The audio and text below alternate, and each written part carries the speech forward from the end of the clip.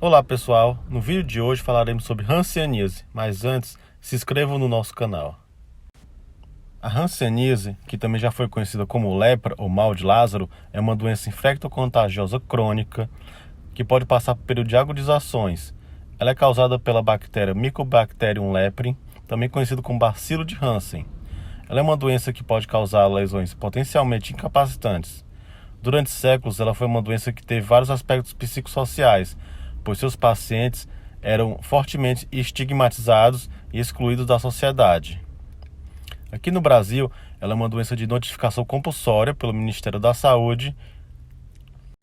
Aqui, neste exemplo, temos uma criança portadora de hanseníase, na qual é possível evidenciar a progressão das lesões causadas pela hanseníase.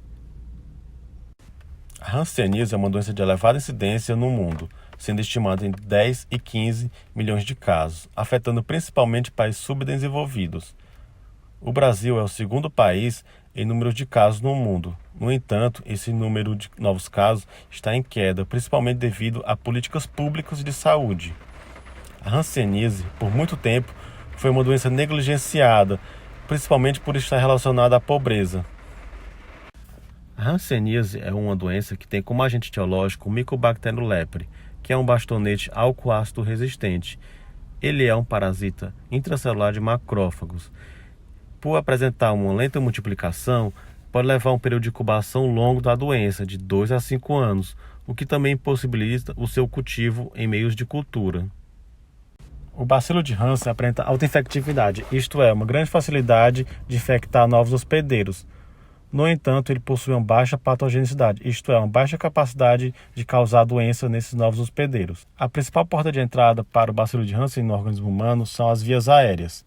E, uma vez dentro do organismo humano, ele tem predileção pela pele e por nervos periféricos. A proteção contra a hanseníase é garantida pela imunidade específica, e é a imunidade celular que garante proteção contra a doença.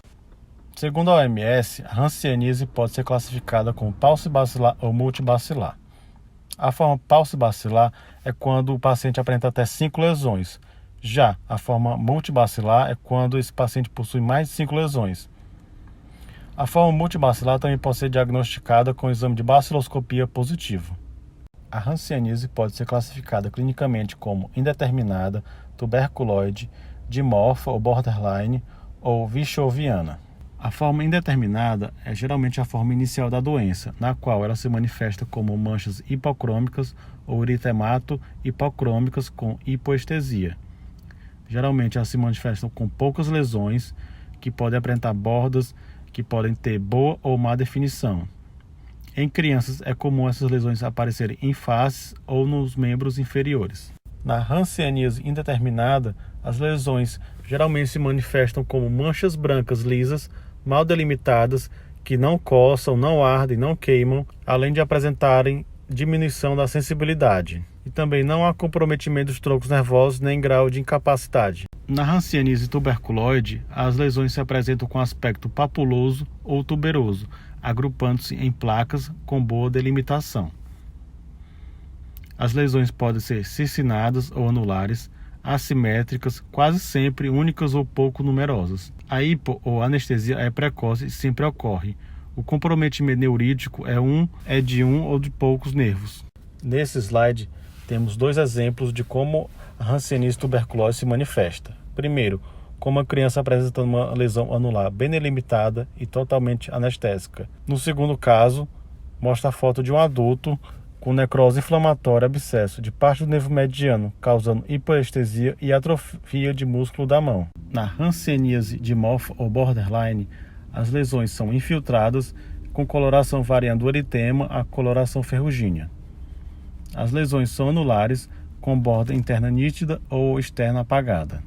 Sua distribuição é assimétrica. O comprometimento dos nervos geralmente é assimétrico. A instabilidade imunológica faz com que, nesses pacientes, os episódios reacionais sejam frequentes. Aqui vemos 2 formas de manifestação da hanseníase borderline.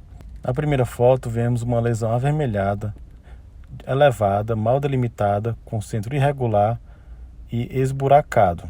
Anestésica com perda total da sensibilidade ou hiporestésica com perda parcial da sensibilidade. Na segunda foto, vemos a presença de espessamento do nervo fibular superficial na região anterolateral da perna do terço inferior de um paciente. Agora vemos mais dois exemplos da manifestação da hanseníase borderline. Na primeira foto, vemos uma paciente com várias lesões elevadas, bem delimitadas, avermelhadas nas bordas e com centro branco, com perda total da sensibilidade. Já na segunda foto, vemos um paciente apresentando múltiplas manchas hipocrômicas com bordas imprecisas, sensibilidade, sudorese diminuídas e ou ausentes. Na hanseníase vichoviana, as lesões cutâneas são eritemato infiltradas com limites externos pouco nítidos. Tubérculos e nódulos também ocorrem com frequência. As lesões geralmente são simétricas e se localizam em praticamente todo o corpo do paciente. É comum pacientes com esse tipo de hanseníase apresentarem faces leoninas.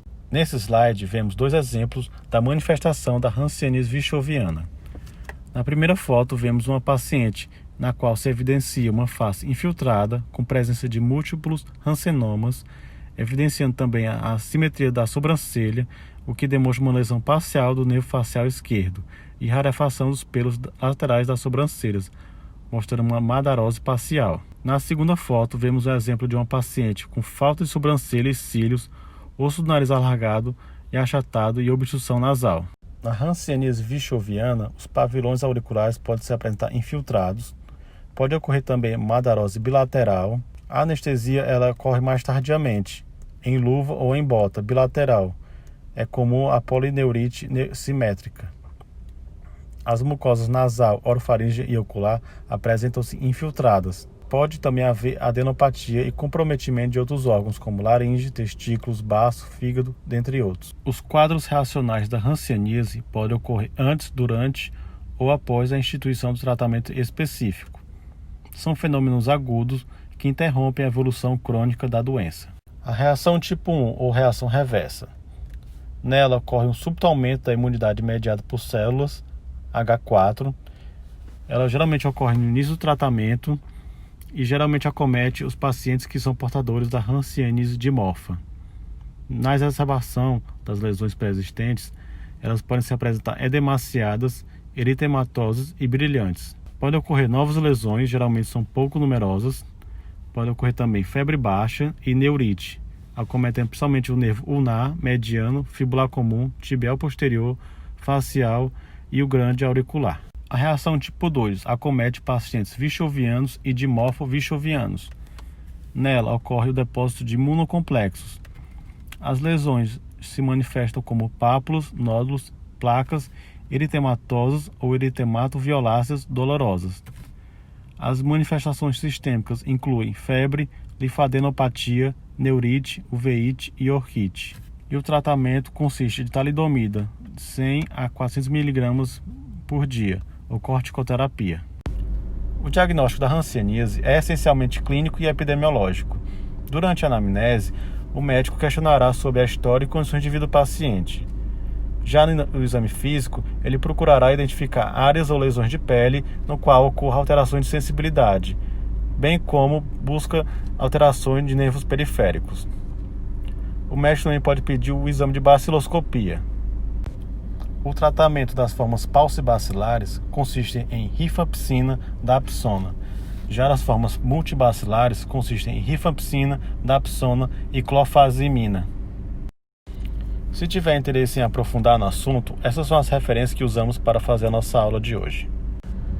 Obrigado por assistir nossa aula e se gostou do vídeo, curta e compartilhe e se inscreva no nosso canal.